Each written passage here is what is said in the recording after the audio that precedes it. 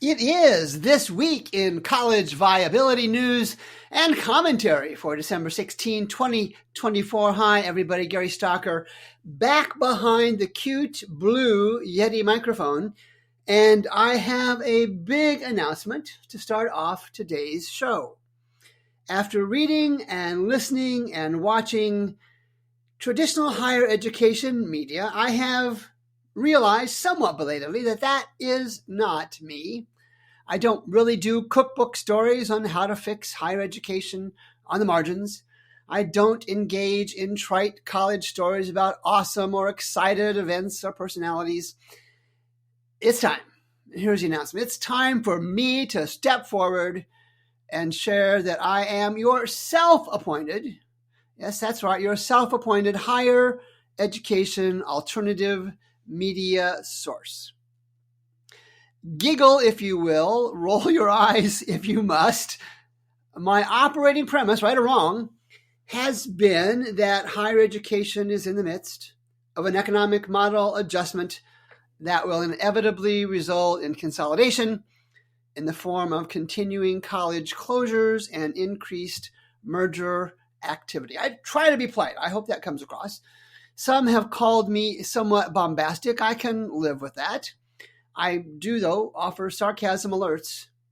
And I have an interest in engaging in collegial discussions with those who have other thoughts and already plans in the making to engage to bring more folks onto the show, both this podcast and the College Financial Health Show with Matt Hendricks that we do every Tuesday in 2025. And I've also had many say, Gary, keep doing what you're doing. Many have said that. And to those, I thank you. And this podcast and the other media that I do will continue to lovingly poke the current higher education bear in a never-ending attempt to do my small part to move the industry past its historical model and toward one that recognizes the higher education industry. It needs fewer colleges. I've said it before, and I will continue to say it again in the future. And to layoffs and cutbacks, we start the show, as we always do. Drexel University lays off 60 staffers due to enrollment drop, and flawed FAFSA rollout is their excuse. And certainly, the FAFSA rollout had an impact on Drexel and many other colleges. This story came from James Samuel on December 11th from the College Fix. At Drexel, interim president Dennis O'Brien attributed, get this, increased investments in both financial aid to promote access and affordability and in student supports to ensure their success and well-being, and rising costs associated with doing business as the main drivers of the university's budget imbalance. You'll hear that quote again in the college drivel section of today's podcast. Enrollment has consistently fallen at Drexel University since 2015. At what point did someone at Drexel or elsewhere even, besides me, stand up and say, hey, Houston or Drexel, we have a problem? In a recent message to the campus, interim President O'Brien said Drexel has created an academic transformation plan. Stop the presses that involves cutting $150 million in expenses, that's a lot of money, by 2027 to achieve sustainable, positive operating margins. Nothing wrong with that at all. But again, why? Why the wait? At Drexel, like many places, this financial challenge is not an overnight development. And it's a similar story across countless colleges in this country. There was a Mark Perry, I presume a doctor, Mark Perry, who's professor emeritus of economics at the University of Michigan-Flint, said in an email to the Fix, and that's who's reporting this story, that he does not believe, at Drexel, apparently, he does not believe overspending is the main issue. Dr. Perry goes on to say the decline in enrollment at Drexel is consistent with the national decline in enrollment since 2010. Welcome to the show, Dr. Perry, via text, via content. Dr. Perry, due respect, if you would actually look at the data, you would see the Drexel total expenses As their enrollment plummeted, total Drexel expenses increased about $37 million. From 2015 to 2022, there was an expense issue. It's not just enrollment issues. They're connected for sure. And just as a sidebar, Matt Hendricks and I reviewed Drexel's financial health and viability on the August 13th episode of the College Financial Health Show. I'll put a link in the show notes, so those of you that want to listen to that can go right to the YouTube video on that. Moving on, Portland State to lay off 17 faculty members. The union says more layoffs could be coming. Just trying to keep everybody up to speed on layoffs. This is a public college, of course, in Oregon. And in San Francisco, entertainment value.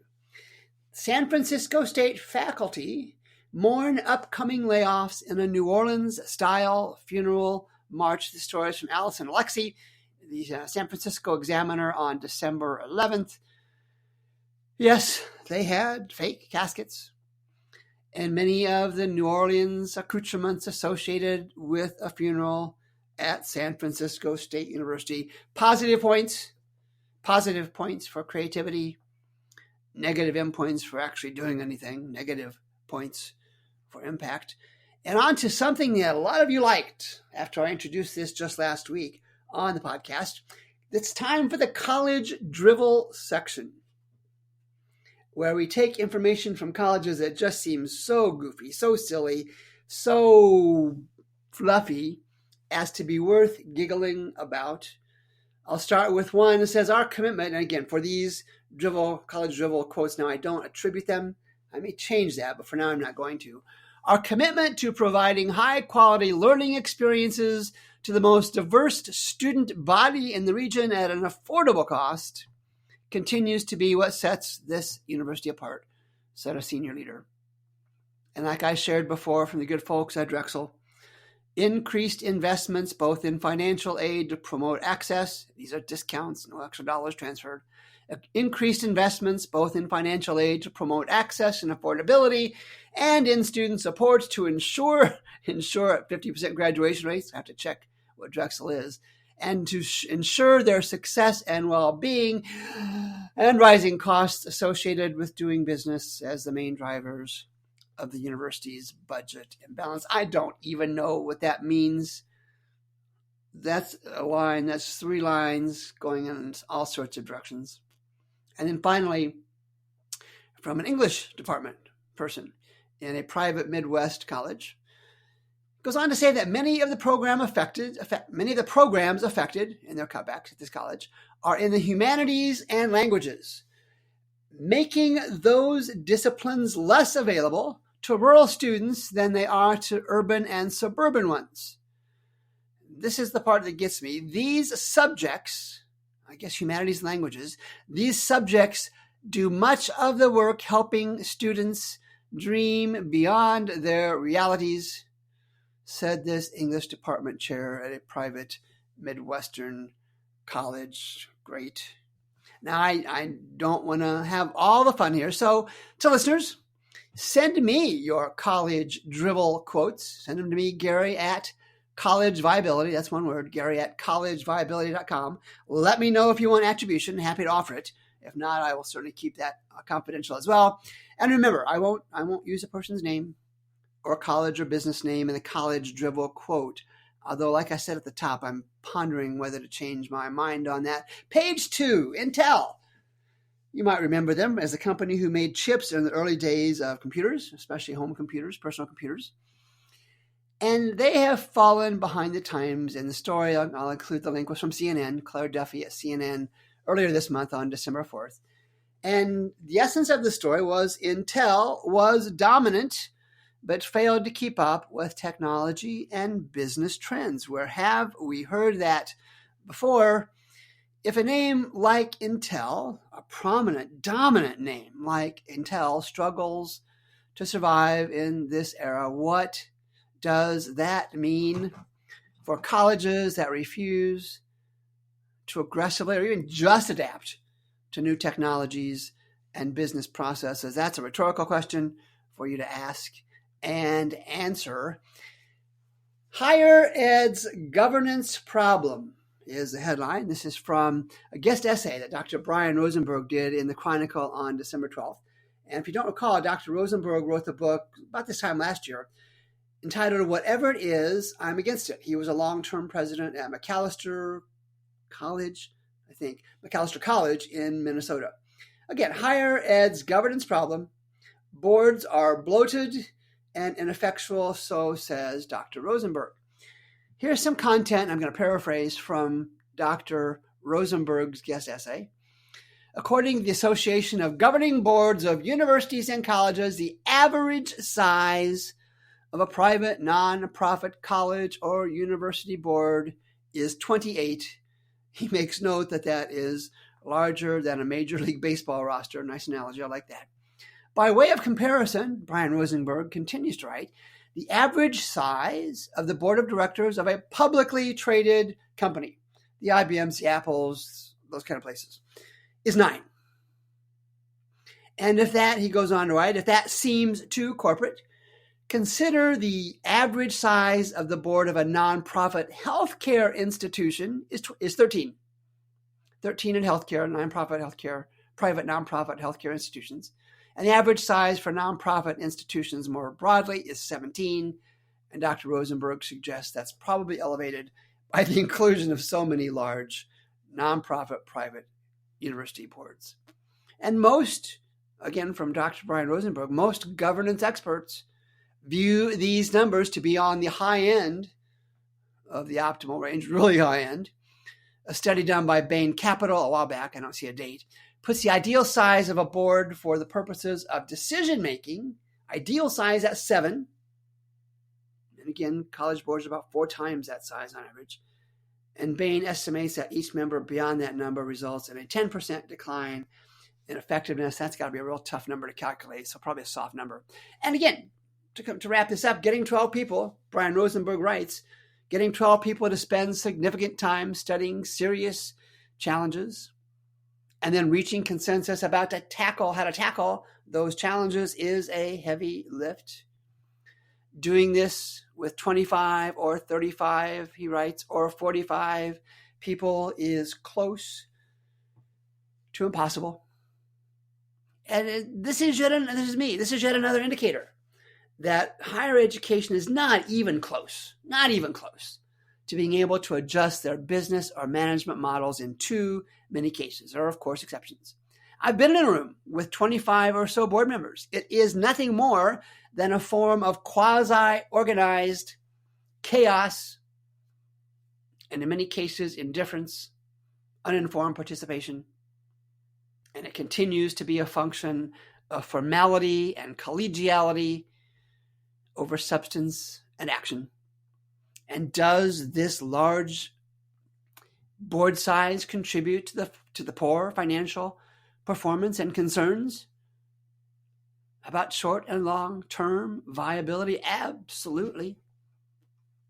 And I could make a good case that until college boards make themselves smaller and more involved in a college's finances and future, there is reason to believe that boards will continue to be a major factor in the financial ruin of many, many more colleges. Private ones will close.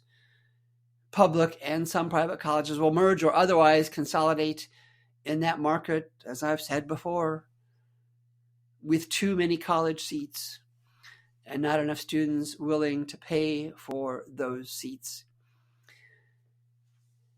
How many colleges may close after 2029? This story originated, it was last week before last. And I've got a story from Alcino Donadel at University of Business on December 4th. And researchers in this study, and again, it was all over the media last week before last, researchers studied everything from an institution's enrollment, endowment, total staff, debt, and other metrics to inform its predictive tool. All right, fair enough. 52 of the 100 institutions that the study identified as the riskiest institutions in higher education closed within 3 years. Now, I don't see the dates here. However, and this is an important qualification, I'll come back to this in a second though. However, the study missed the mark on colleges that have already closed that include Birmingham Southern, Iowa Wesleyan, and the University of the Arts in Philadelphia. Now, 52% out of 100, 52 out of 100, for those that didn't pay attention in math class, 52% is statistically noteworthy. But it's a risky prediction model for college closures, along with all of the human and community elements involved in saying, hey, this college is going to close or is likely to close. For example, would you send your child to a college for whom a valid statistical projection, a legitimate statistical projection for closure was proven to be correct a little over half the time? And the challenge, and I've said this many times, and that's the focus of my business model, the challenge is to report on risky colleges while at the same time looking for ways for these colleges, for these at-risk colleges to survive. And as the article correctly notes, these at-risk colleges are a big deal in their communities. And Matt Hendricks, when we do the College Financial Health Show, regularly mentions his interest in helping these colleges survive using the data he can provide them. And his College Financial Health Strategic Compass does just that. If you haven't seen our show, you want to take a look at that.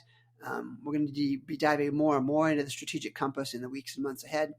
And nobody, in my mind, and I could be wrong on this, feel free to correct me, nobody identifies individual colleges at risk and their unsustainable practices like Matt does. Nobody identifies those colleges like I do with the College Viability app. And that's a big deal. Our focus for students and faculty and community continues to be on the financial health comparisons of individual colleges. The consumers can decide, the faculty can decide, the community can decide, students can decide. We'll provide the data, we'll provide the analysis. Never will we say that any single college will close. Page 3, a reimagined Jewel College. This is just north of Kansas City.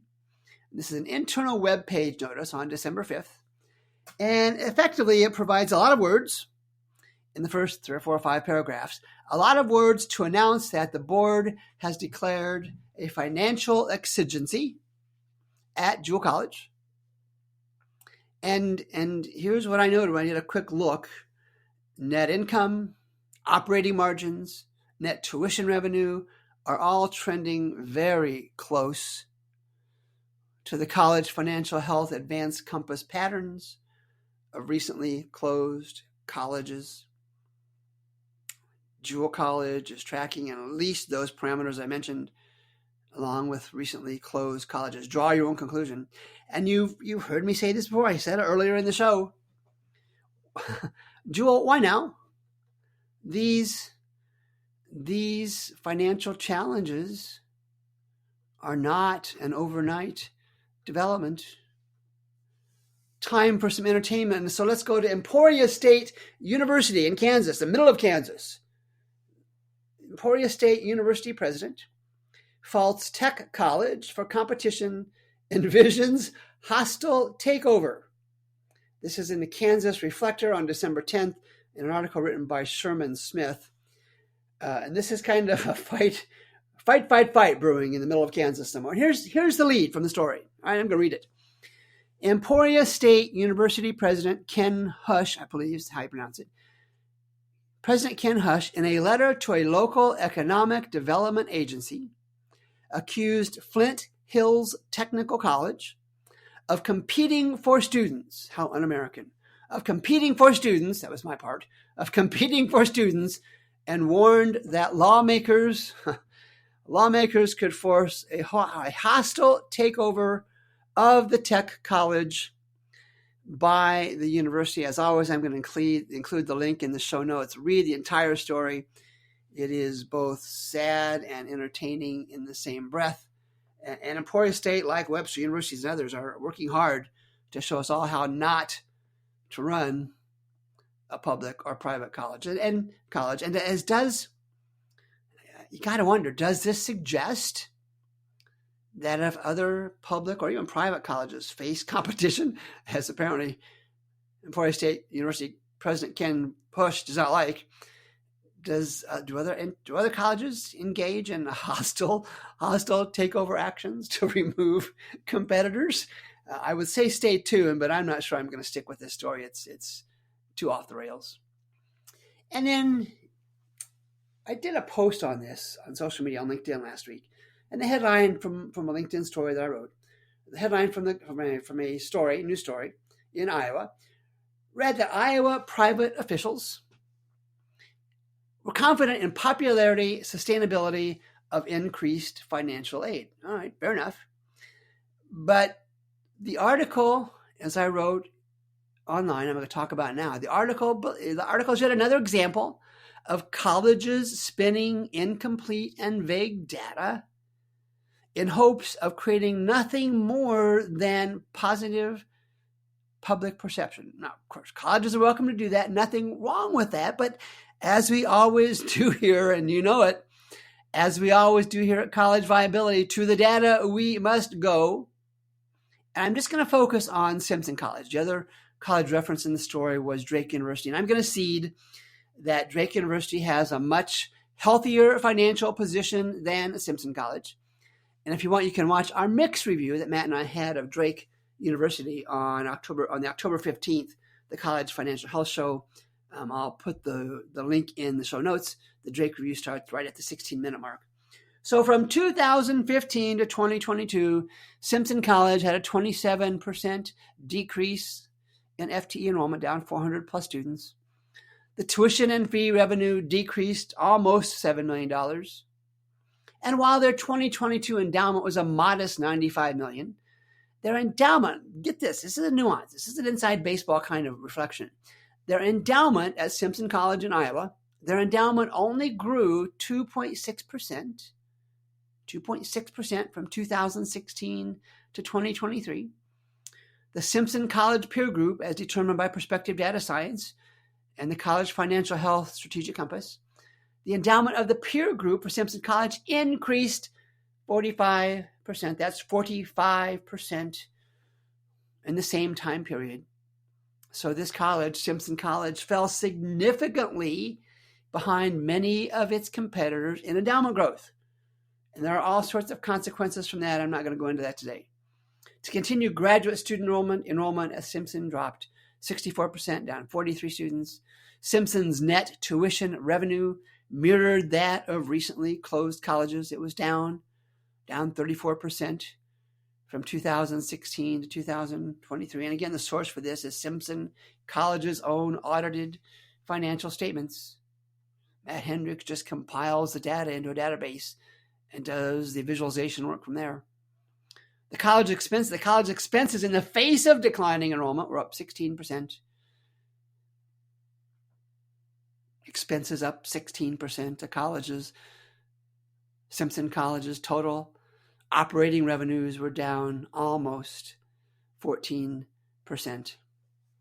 So let's look at the spin from the story. The first one is Simpson College is applying university dollars to fill the gap in tuition costs. Again, this is a full tuition program is what this is called. And the university is applying dollars to fill the gap in tuition costs. Well, again, I'm going to go inside higher education, inside baseball here. Well, there's no real dollars being used. They are foregone dollars. Universities discounting dollars to get students in the door, but it's not real dollars. And I know that's a nuance, but it's an important nuance. There are no real dollars in that kind of statement. And the only university dollars applied are just these non-cash dollars. They're simply discounts that colleges, like I've said many times, simply discounts that colleges like students and families to believe are real dollars. In a form they are, but not in the way they're presented. Gary Steinke, I believe I had that correct, who's the president of the Iowa Association of Independent Colleges and Universities, offered the main reason behind these new full tuition programs plays into many of the decisions colleges are making ahead of the enrollment cliff, which is to attract more students and boost enrollment, end quote. So I've shared many times that enrollment alone does not pay the bills. It does not meet payroll. It does not keep the lights on. It is the tuition revenue that these colleges are foregoing. It's the tuition revenue that comes from those enrollments. And these colleges are saying, we don't need it. Again, that's probably not fair. But these colleges are passing on that revenue and trying to make us think that that's not going to financially impact them. And then again, you know me, I focus on words. Lee Mladozik, I'm going to do that again. Lee Mladozik, my apologies, sir. Lee Mladozik, Vice President of Enrollment at Simpson, said the college has seen hikes, H-I-K-E-S. College has seen hikes in both revenue and enrollment as a result of the programs, these full tuition programs launched just last year. Now, I always note vague words like hikes. A good reporter on this story would have asked for that to be quantified. They didn't. And I'll tell you what, I'll cede they saw a hike, even though it's undocumented and we're taking their word for it. That does not alter the 8-year trends described above. I can make an easy argument that the financial trends are not positive, and Simpson is trying to PR spin its way out of the real financial health issues.